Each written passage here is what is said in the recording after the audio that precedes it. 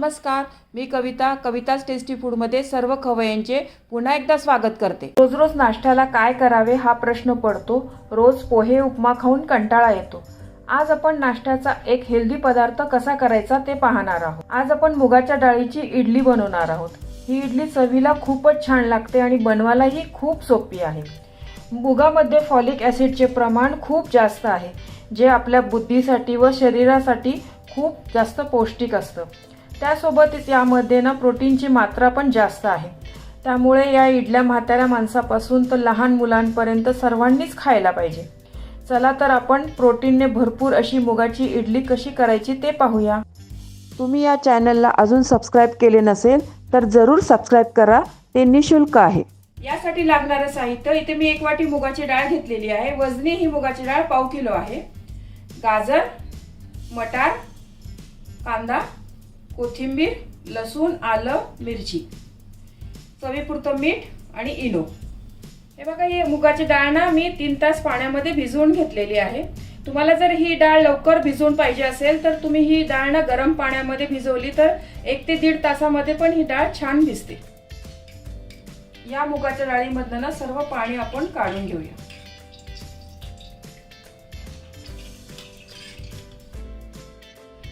डाळीमधलं पूर्ण पाणी नितळून घेतलेलं आहे. मुगाची डाळ आहे ना, मिक्सरच्या भांड्यामध्ये घालून घेते.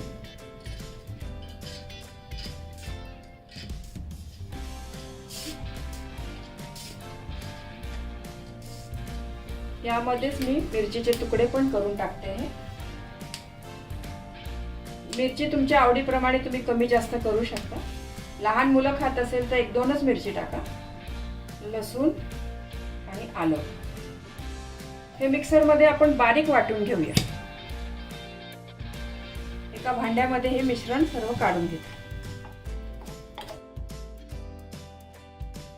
या मिश्रणामध्ये एक एक करून आपण भाज्या घालूया. गाजर,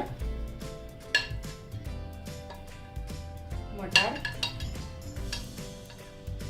तुमच्या आवडीनुसार तुम्ही कोणत्याही भाज्या घातल्या तरी चालेल. शिमला मिर्च वगैरे छान लागेल. कोथिंबीर, कांदा आणि चवीपुरतं मीठ. हे मिश्रण आहे ना, पूर्ण छान एकजीव करून घेऊया.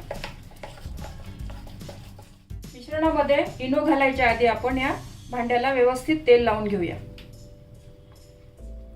तिकडे भांड्यामध्ये पाणी गरम करायला पण ठेवलेलं आहे. इनो टाकलं आपल्याला लगेच इडली वाफवायला ठेवायची आहे. या मिश्रणामध्ये मी इनो पण घालते. आता यावर थोडंसं पाणी घालते.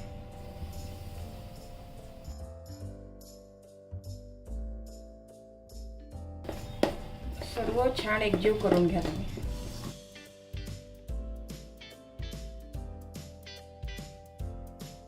हे मिश्रण आहे ना, तुम्ही एकाच दिशेने व्यवस्थित हलवून घ्या.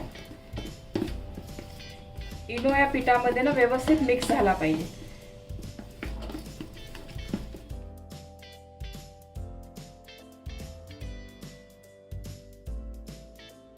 हे सारण आहे ना, इडलीच्या या भांड्यामध्ये व्यवस्थित टाकून घ्या.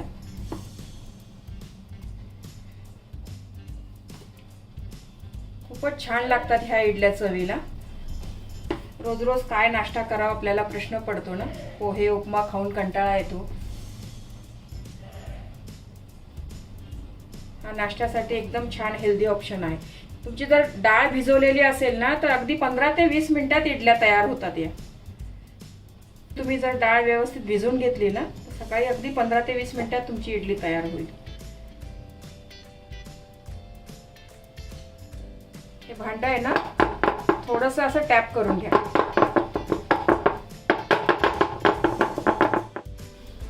पाणी व्यवस्थित उकळलेलं आहे बघा. आता आपण याच्यामध्ये इडल्या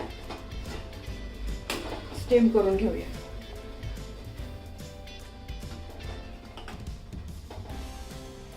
या इडल्या आपण 12 ते 15 मिनिट मोठ्या गॅसवर वाफवून घेऊया. इडली होते आहे ना तोपर्यंत आपण चटणी वाटून घेऊया. त्यासाठी मी चटणीला हे साहित्य घेतलेलं आहे बघा.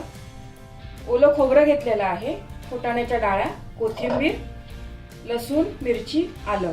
हे खोबरं आहे ना त्याच्या निम्मी तुम्ही फुटाण्याची डाळ घ्या.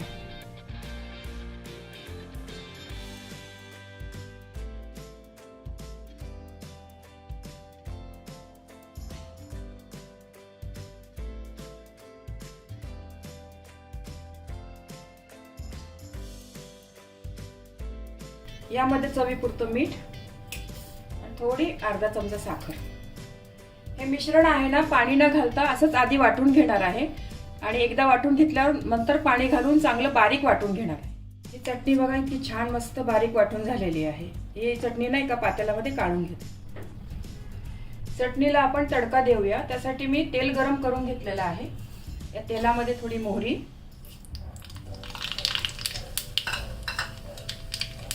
कढीपत्ता, लाल मिरची आणि थोडासा हिंग.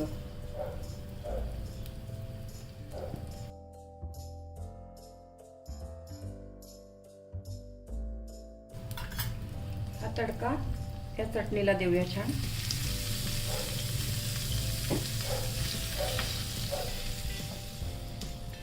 खूप छान चटणी तयार झालेली आहे. साऊथ इंडियन स्टाईल चटणी केलेली आहे बघा.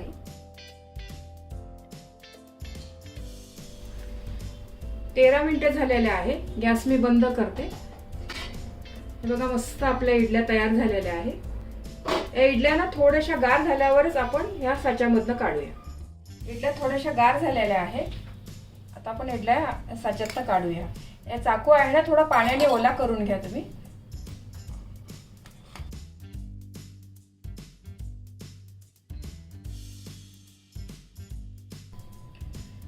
हे बघा किती छान मस्त इडली झालेली आहे. इडलीला जाळी पण किती छान पडलेली आहे. खूप छान मस्त इडल्या झालेल्या आहे. याच पद्धतीने सर्व इडल्या मी काढून घेते.